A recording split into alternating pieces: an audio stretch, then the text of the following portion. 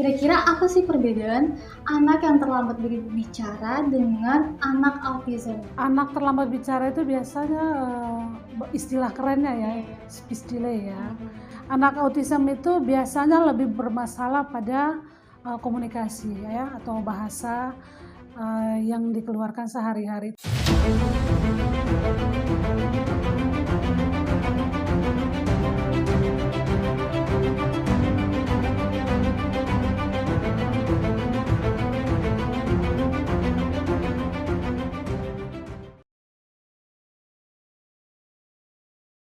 Oke kawan-kawan, kembali lagi di podcast JCC Network. Narasumber kita kali ini adalah seorang praktisi untuk anak kebutuhan khusus, yaitu Kawalde Nakfi. Halo Nafi. Halo, gimana Halo. kabarnya Kawalde? Puji Tuhan, sehat, baik. Nani gimana kabarnya? Puji Tuhan, baik juga. Terima kasih ya Nan.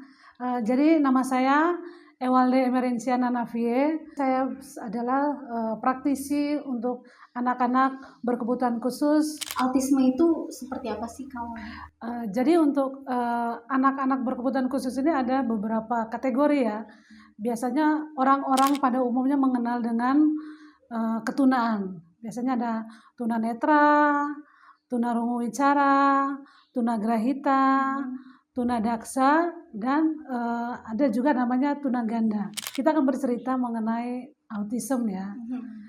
Autism itu adalah salah satu kelainan dalam perkembangan yang terjadi pada otak. Itu biasanya pada manusia umumnya. Sedangkan tadi Nani menyebutkan juga kan ada Down syndrome ya. Down syndrome itu juga salah satu masuk dalam kategori tunagrahita. Antara autis dan tunagrahita itu atau Down syndrome itu berbeda.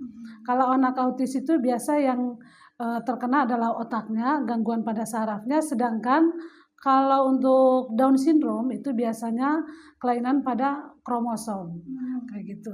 Faktor apa sih kalau dia yang mempengaruhi anak tersebut terkena autism? Jadi sejauh ini anak autism itu ada beberapa faktor yang menyebabkan mereka menjadi seperti itu.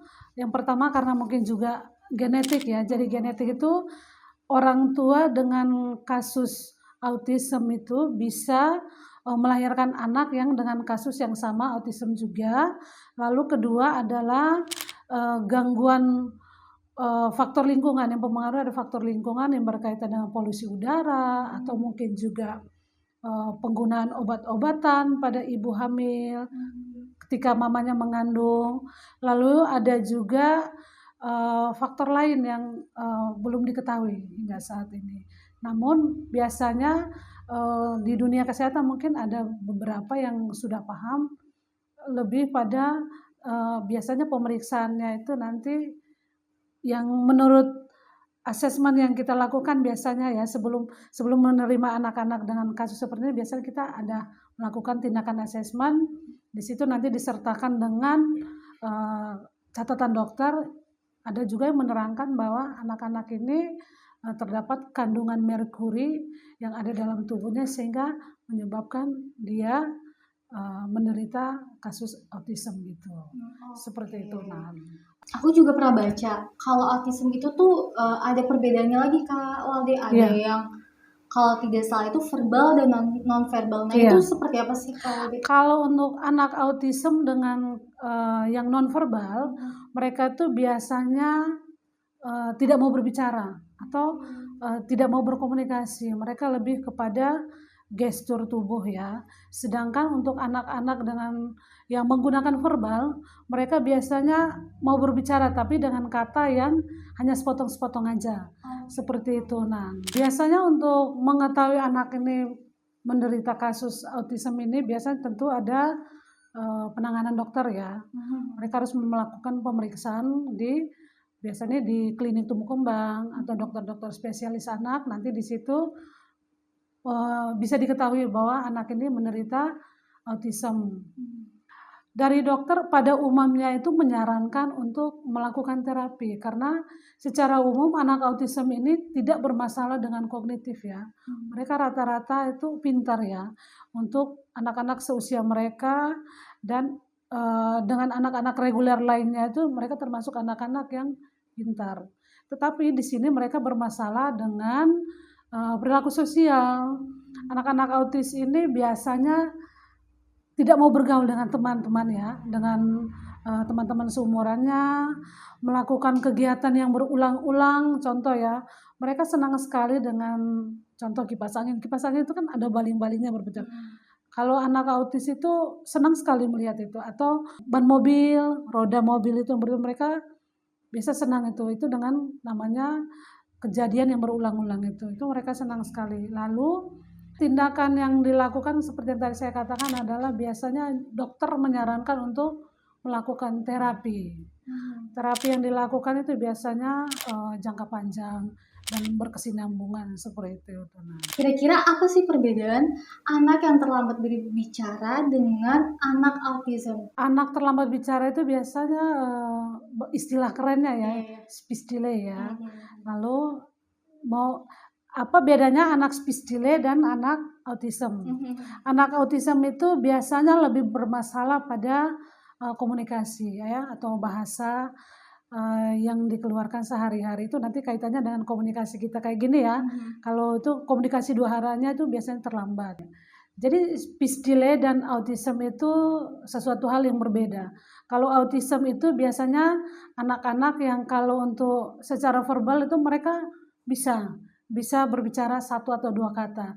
Sedangkan untuk yang speech delay itu biasanya mereka lebih menunjukkan dengan bahasa tubuh. Contohnya mereka ketika menginginkan sesuatu, anak speech delay itu nanti akan menunjuk atau mengambil sendiri. Lalu untuk anak autis itu bisa aja dia nanti ngomong nanti. Contohnya makan, dia bisa aja ngomong makan. Kalau anak speech delay itu biasanya nanti ngambil sendiri. Seperti itu kira-kira ya. Yang umumnya yang kita tahu ya, kayak gitu. Untuk anak normal itu kita sudah tahu kebutuhannya di sekolah kan itu untuk pintar, untuk bisa belajar sopan santun. Nah, kalau untuk anak autism sendiri itu tujuan untuk mereka di sekolah tuh disekolahkan itu seperti apa? Jadi untuk peraturan pemerintah sekarang adalah anak-anak untuk masuk usia sekolah dasar itu adalah usia 7 tahun. Apapun itu kategorinya dia, apapun dia itu kasusnya, apakah dia itu seorang yang berkebutuhan khusus ataupun tidak, usia 7 tahun itu dia udah harus masuk sekolah. Namun ketika masuk sekolah itu kan ada beberapa sekolah yang menerima anak dengan kategori kebutuhan khusus, itu tentu perlu penanganan yang lebih spesifik ya. Jadi untuk anak-anak reguler itu biasanya kita tahu bahwa tujuan mereka dari untuk bersekolah itu atau mengenyam pendidikan itu adalah untuk bisa membaca, bisa menulis ya, bisa menguasai bahasa asing gitu kan ya. Namun untuk anak-anak berkebutuhan khusus ini umumnya ya tidak hanya autis, tidak hanya tunagrahita, ada pun yang kayak seperti tunarungu wicara, tunadaksa dan lain-lain. Tujuannya mereka untuk mengenyam pendidikan ini adalah bagaimana mereka bisa berproses untuk nantinya ketika tidak ada orang yang membantu, dia mampu mengurus dirinya sendiri, seperti berpakaian, makan ke belakang, lalu untuk membersihkan dirinya ketika selesai dari toilet gitu. Itu tuh sebenarnya hal mendasar untuk anak-anak berkebutuhan khusus ini belajar di sekolah-sekolah khusus. Untuk kegiatan-kegiatan seperti tadi ya, baca, tulis, berhitung dan sebagainya itu adalah hal yang kedua ya. Karena untuk anak-anak reguler ini kan tentu saja kita bisa mengajarkan kepada mereka dan daya tangkapnya kan pasti ini ya lebih cepat. Mereka dengan kasus yang seperti tadi ada beberapa itu perlu penanganan yang jangka panjang ya, penanganan yang tidak setengah-setengah. Penanganan itu harus bisa aja yang dari bayi sampai sepanjang hidupnya dia perlu latihan yang banyak untuk bagaimana dia nanti bisa menjalani kehidupan sendiri ya, bisa mengurus dirinya sendiri di mana dia tinggal. Rata-rata tiap tahun untuk diagnosa anak dengan kebutuhan khusus itu seperti apa? Kalau itu kan pasti kita perlu instansi terkait ya untuk mendeteksi itu ya. Tapi sejauh ini kasus dengan anak-anak yang mengalami hambatan-hambatan itu meningkat, ya, berdasarkan dengan penerimaan siswa ya, yang kita terima beberapa tahun ini meningkat. Mungkin ada beberapa faktor ya, terutama kita yang tinggal daerah Jakarta ini, tingkat polusi kita yang cukup tinggi, ibu-ibu pekerja yang dengan mobilisasinya yang tinggi sehingga bisa aja kurang istirahat, pola makan yang tidak teratur, atau juga mungkin tingkat stres yang berlebihan bisa mempengaruhi si ibu yang ketika mengandung atau juga yang sedang merencanakan untuk program kehamilan itu mungkin sebaiknya perlu diperhatikan juga. Perbedaan Down syndrome sama autism itu seperti apa sih, Kak? Untuk gambaran umum aja ya yang perlu diketahui sama para orang tua yang ada di luar sana ya. Kalau untuk anak-anak Down syndrome itu yang lebih terlihat adalah mereka itu, Rani pernah lihat ya, anak Down syndrome itu seringkali dikatakan orang awam anak 1001 wajah. Jadi di seluruh dunia mereka punya wajah yang sama. Ya, itu kaitannya dengan kelainan kromosom. Yang menjelaskan adalah biasanya dokter ya.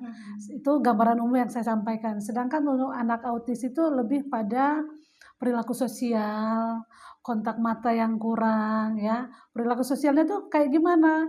Jadi di usianya dia itu, contoh anak-anak usia 5 tahun seharusnya udah bisa bermain ya sama teman-teman seusianya dia. Dia masih senang dengan dunianya sendiri. Dia masih suka dengan mainan, ada yang mainan kayak monte, atau ada juga dia suka mainan mobil-mobilan, atau dia suka mainan dengan bunyi-bunyian. Dia jarang sekali untuk mau kontak sama orang lain maupun bermain bersama teman-teman sebayanya. Jika ditemukan seperti itu, segeralah orang tua untuk mengambil langkah yang cepat untuk memeriksakan ke dokter-dokter terdekat kayak gitu. Itu orang-orang yang berkompeten untuk menangani anak-anak yang mengalami hambatan keterlambatan perkembangannya. Pola makan untuk anak kebutuhan khusus, apakah berbeda dengan kita dengan yang normal atau dia memiliki makanan khusus berbeda dengan kita? Sebenarnya anak autis ini kan beragam ya, ada kategorinya, ada yang boleh makan makanan yang seperti kita pada umumnya, orang-orang pada umumnya, ada yang tidak boleh. Yang tidak boleh itu biasanya seperti yang mengandung tepung ya, tepung, tinggi gula, coklat, susu, itu sebaiknya dihindari karena kita kan berbicara mengenai anak autism ya. Mereka yang dengan kasus autism ini ketika mengkonsumsi makanan tinggi gula, makanan yang tepung-tepung, itu bisa mengakibatkan efeknya itu bisa lama ya. Itu ibaratnya morfin dalam tubuh mereka. Jadi mereka mengkonsumsi saat ini ya, imbasnya itu bisa 1 minggu ke depan, bisa aja mereka nanti dengan masalah konsentrasi yang buruk, atau dengan tantrum, biasanya seperti itu. Anak-anak dengan kasus autism ini sebaiknya beberapa juga diperhatikan ya untuk makanan seperti makanan-makanan siap saji itu tentu mengandung tinggi gula, tinggi garam ya, itu tentu saja mempengaruhi mereka ketika untuk konsentrasi belajar, kontak mata. Mereka makan saat ini ya, tapi imbasnya itu bisa 1 minggu ke depan mereka bisa mengalami masalah-masalah yang mempengaruhi mereka ketika belajar nanti. Jadi sebaiknya orang tua di luar sana sudah mulai harus jeli ya melihat perkembangan anak-anaknya. Jika ada yang terasa kurang atau mungkin dilihat anaknya terlambat di usia perkembangannya dia, jangan sungkan-sungkan untuk segera menghubungi dokter-dokter yang terkait atau klinik tumbuh kembang untuk diperiksakan lebih lanjut. Ada anak memegang buah itu, buah yang bertekstur kasar seperti salak, kemudian rambutan, itu geli. Nah, kira-kira itu anak yang bisa dikategorikan ke dalam anak berkebutuhan khusus atau itu sebenarnya normal saja? Jadi anak-anak memang anak-anak autism ini bermasalah dengan sensor motornya ya. Itu kaitannya dengan motorik halus. Mereka itu nanti terasa geli ketika memegang kulit kayu, kulit salak, ataupun kayak memegang pasir, memegang Play-Doh ya, itu pasti mereka akan menolak dan itu perlu latihan ya. Ada latihan-latihan untuk membantu mereka sehingga, motoriknya mereka ya, sensornya mereka pada telapak tangan maupun telapak kaki, ataupun mungkin ada beberapa yang tidak menyukai pakaian dengan, tekstur seperti wool, itu mereka pasti akan menolak dan itu perlu penanganan yang lebih lanjut, seperti itu. Untuk anak kebutuhan khusus ini sebenarnya haruskah dia disekolahkan atau orang tua sendiri bisa mengajarkannya dia di rumah? Itu kira-kira gimana, Kak? Jadi anak-anak itu mempunyai hak untuk mengenyam pendidikan ya, di mana aja. Dia berhak untuk sekolah. Ketika orang tua mengetahui bahwa dia mempunyai hambatan seperti itu, orang tua pasti tentu saja mulai harus membangun relasi dengan orang-orang di sekelilingnya atau berusaha mencari informasi. Di samping dia bersekolah, dia tentu harus mendapatkan penanganan yang lebih. Contohnya seperti tadi itu adalah terapi untuk anak-anak autism itu biasanya terapi perilaku atau mungkin terapi bicara bagi mereka yang secara nonverbal ya, mereka yang tidak mau berbicara itu biasanya nanti latihan terapi bicara dan tadi karena kelainan perilaku mereka tentu harus latihan juga atau terapi perilaku. Kira-kira sekarang kalau dia tuh aktivitasnya ngapain aja sih, Kak, sekarang ini? Saya juga berkecimpung di dunia pendidikan. Saya menangani anak-anak dengan masalah tunagrahita dan autism. Saya adalah salah satu tenaga pendidik terapi bicara di sekolah dan juga saya membuka les untuk anak-anak dengan kasus-kasus tadi. Jadi untuk mereka yang belum masuk ke usia sekolah itu kita nanti membangun komunikasi lagi.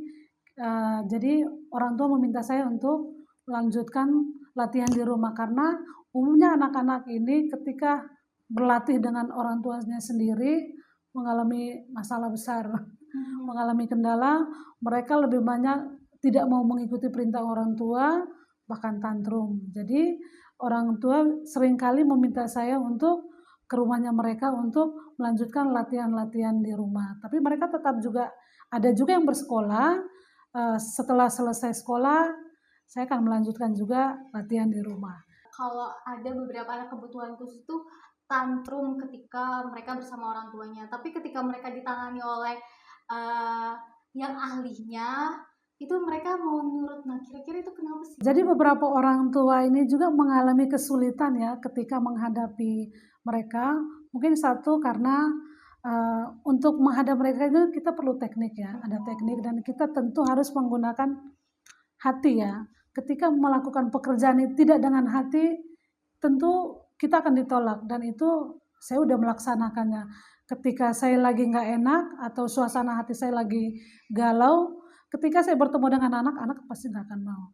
Tapi suasana hati saya lagi baik atau lagi gembira, dengan sendirinya itu anak-anak nanti mau ya, mau untuk ketika belajar atau disuruh untuk melakukan sesuatu yang sifatnya edukasi, mereka mau menuruti. Dan juga saya mengobservasi ya, beberapa hal yang menjadi hal yang orang tua sepertinya takut atau tidak mampu menangani anak-anak ini ya.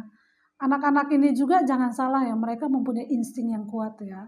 Ketika disuruh belajar, mereka juga merasa bahwa ini adalah orang tua saya yang mengajar ya, memberi saya latihan dan itu seringkali mereka menolak. Mereka tantrum dan orang tua yang suka kadang-kadang, aduh saya nggak tega nih, anak saya udah nangis, anak saya udah guling-guling, ya udah deh saya nyerah.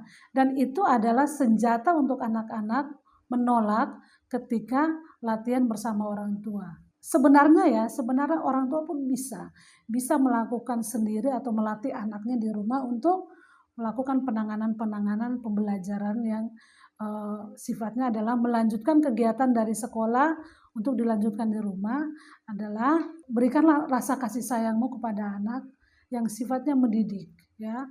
Ketika anak menginginkan sesuatu, maka kamu harus memberikan sesuatu juga kepada dia yang kamu beri pemahaman bahwa apa yang kamu mau akan saya lakukan atau saya akan berikan, yang penting kamu mau melakukan tugasmu seperti belajar atau melanjutkan tugas dari sekolah. Hal itu dilakukan berulang-ulang, pasti anak-anak mungkin bisa.